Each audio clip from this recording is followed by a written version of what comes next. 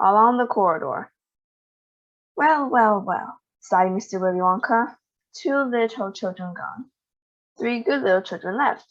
I think we'd better get out of this room quickly before we lose anyone else.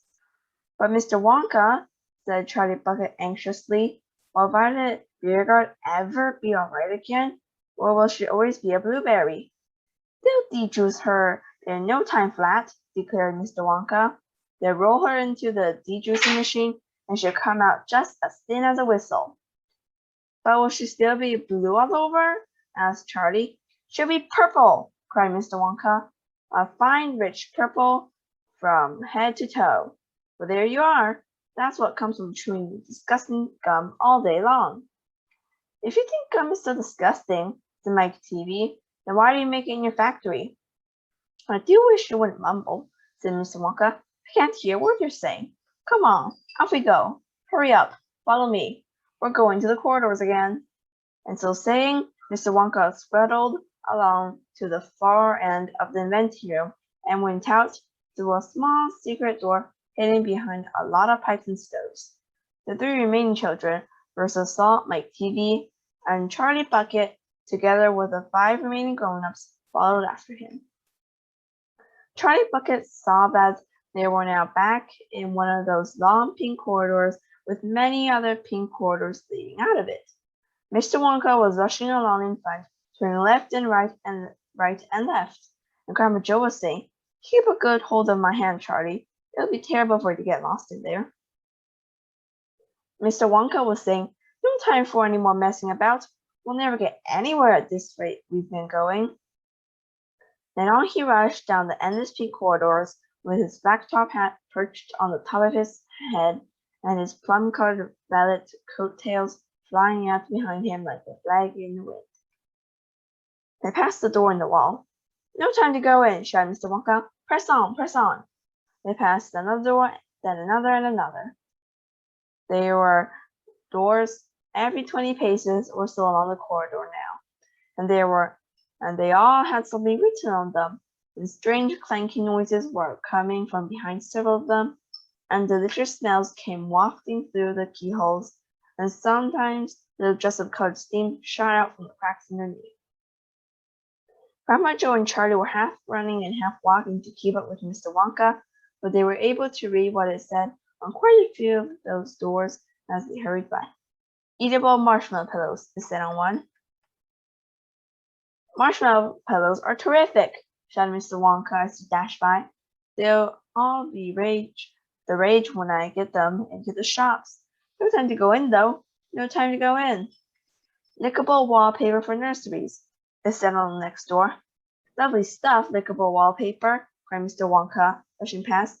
It has pictures of fruits on it. Bananas, apples, oranges, grapes, pineapples, strawberries, and snoozeberries. Snoozeberries?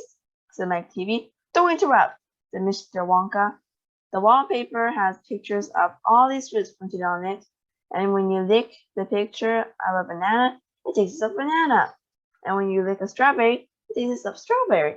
And when you lick a snoozeberry, it tastes just exactly like a snoozeberry. But what does a snoozeberry taste like? You're mumbling again, said Mr. Wonka. Speak louder next time. On we go. Hurry up. Hot ice creams for cold days, they said on next door. Extremely useful in the winter, said Mr. Wonka, rushing on. Hot ice cream warms you up, no end in freezing weather. I also make hot ice cubes for putting in hot drinks. Hot ice cubes make hot drinks hotter. Cows that give chocolate milk, said on next door. Ah, my pretty little cows, cried Mr. Wonka. I love those cows. But why can't we see them? Said Mr. Salt. Why do we have to go on rushing past all these lovely rooms? We are stopping time, called out Mr. Wonka. Don't be so madly impatient. Busy lifting drinks, said on next door. Oh, those are fabulous, cried Mr. Wonka. They fill you with bubbles, and the bubbles are full of a special kind of gas. And this gas is so terrifically lifting that it lifts you right off the ground, just like a balloon, and you go up until your head hits the ceiling, and there you stay.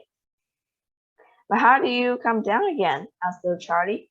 You do a burp, of course, said Mr. Wonka. You do a great big, long, rude burp, and up goes the gas and down comes you. But don't drink outdoors. There's no knowing how high you'll be carried if you do that. I once gave some to an old Oompa Loompa in the backyard, and he went up and disappeared out of sight. It was very sad. I never saw him again. You should have burped, Charlie said. Of course you should have burped, said Mr. Wonka. I stood there shouting, burp, you silly ass, burp, or you'll never come down again. But he didn't or couldn't or wouldn't. I don't know which. Maybe he was too polite. He must be on the moon by now. On the next door it said, square sweets that look round. Wait, cried Mr. Wonka, skidding suddenly to a halt. I am very proud of my square sweets that look round. Let's take a peek. And chapter 23, square sweets that look round. Everyone stopped and crowded to the door. The top half of the door was made of glass. Grandpa Joe lifted Charlie up so that he could get a better view. And looking in, Charlie saw a long table, and on the table there were rows and rows of small white square-shaped sweets. The sweets looked very much like square sugar lumps, except that each of them had a funny little pink face painted on one side.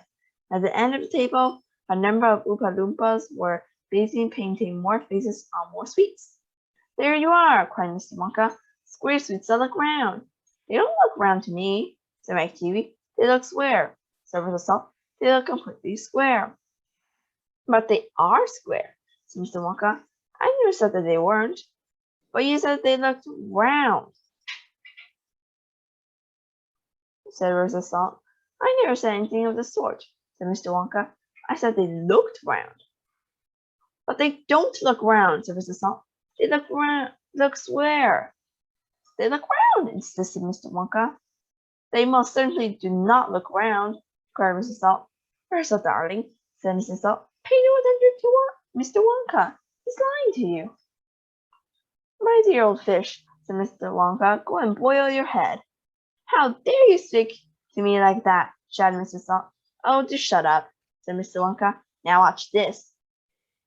He took a key from his pocket and unlocked the door and flung it open. And suddenly, at the sound of the door opening, all the rows of little square sweets looked quickly round to see who was coming in. The tiny faces were actually turned towards the door and stared at Mr. Wonka. There you are, he cried trumpetly. They're looking round. There's no argument about it. They are square sweets that look round. By golly, he's right, said Grandpa Joe. Come on, said Mr. Wonka, starting off down the corridor again. On we go. We mustn't dawdle. Butterscotch and buttergin, it said on the next door they passed. Now that sounds a bit more interesting, said Mr. Salt versus father. Glorious stuff, said Mr. Wonka. The Oompa Loompas all adore it. It makes them tiddy. Listen, you can hear them in there now, whooping it up. Shrieks of laughter and snatches of singing could be heard coming to the closed door. They're as drunk as lords, said Mr. Wonka, and drinking butterscotch and soda. We like that best of all, but our gin and tonic is also very popular. Follow me, please. He really mustn't keep stopping like this. He turned left, he turned right. They came to a long flight of stairs. Mr. Wonka slid down the banisters. The three children did the same. Mrs. Salt and Mrs. Teavee, the only women now left in the party, were getting very out of breath. Mrs. Salt was a great fat creature with short legs, and she was blowing like a rhinoceros. This way, cried Mr. Wonka, turning left at the bottom of the stairs. Go slower, panted Mrs. Salt. Possible, said Mr. Wonka. We would never get there in time if I did. Get where? asked Mrs. Salt. Never you mind, said Mr. Wonka. You just wait and see.